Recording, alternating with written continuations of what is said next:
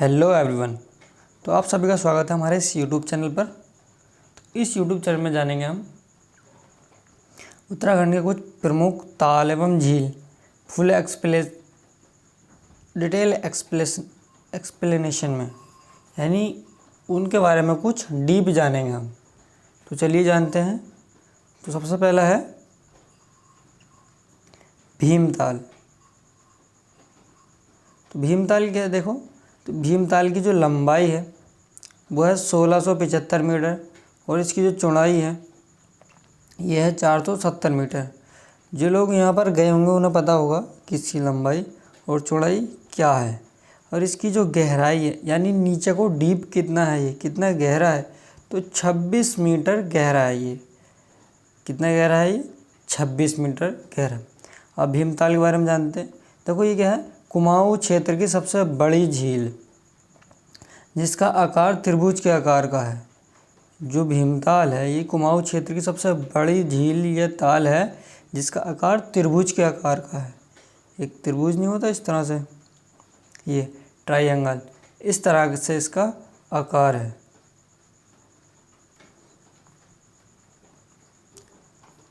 फिर इसके बाद आता है हमारा नौकुचिया ताल।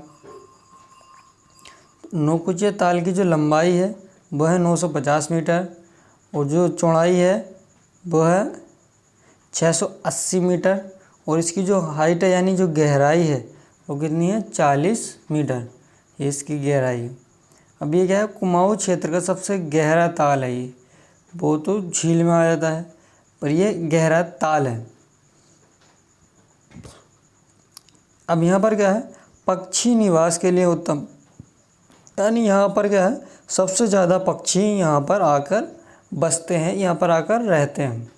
यह 9 कोने वाला ताल है। 9 कोनों,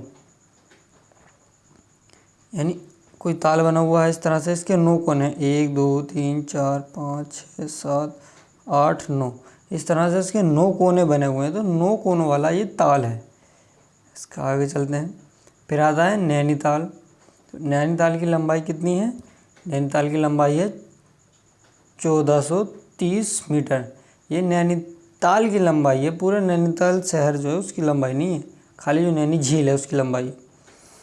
और इसकी जो चौड़ाई है वो कितनी है, 465 मीटर और इसकी जो हाइट है यानी जो गहराई है तो 16 से लेकर 26 मीटर तक इसकी गहराई पाई जाती है। इसे जानते हैं, इसके बारे में क्या है। इस झील को स्कंद पुराण में श्री त्रिऋषि सरोवर कहा जाता था। यानी स्कंद पुराण थे हमारे जो पुराण हैं, तो उनमें स्कंद पुराण है, उसमें क्या कहा जाता था, इसे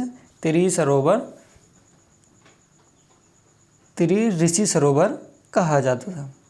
और समुद्र तल से अगर हम इसकी ऊंचाई देखें तो वो कितनी है, 1937 मीटर है। इसके चारों ओर 7 ऊंचे 7 पहाड़ हैं। आपने देखे होंगे, आप नैनीताल गए होंगे तो कि ऊंचे 7 पहाड़ हैं इसके चारों ओर। और इसके उत्तरी भाग को मल्लीताल, इसके उत्तरी भाग को तो मल्लीताल कहते हैं और जो दक्षिणी भाग है उसे क्या कहते हैं, हम तल्लीताल कहते हैं। नैनीताल की खोज की थी, जो नैनीताल की खोज हुई थी, यानी नैनी झील की खोज हुई थी, कि कब हुई थी, 1841 में इसकी खोज हुई थी। किसने की थी, C.V. बैरन ने इसकी खोज की थी।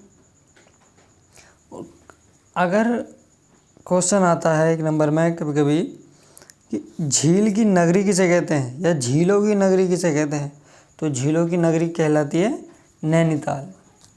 झीलों की नगरी कौन कहलाता है, नैनीताल झीलों की नगरी कहलाता है। तो इस वीडियो में आपने जाना इम्पोर्टेंट झीलों के बारे में, उनके बारे में जाना डिटेल से। तो ये क्वेश्चन याद रखना कि स्कंद पुराण में नैनी झील को क्या कहते थे, त्रिऋषि सरोवर कहा जाता था नैनीताल को।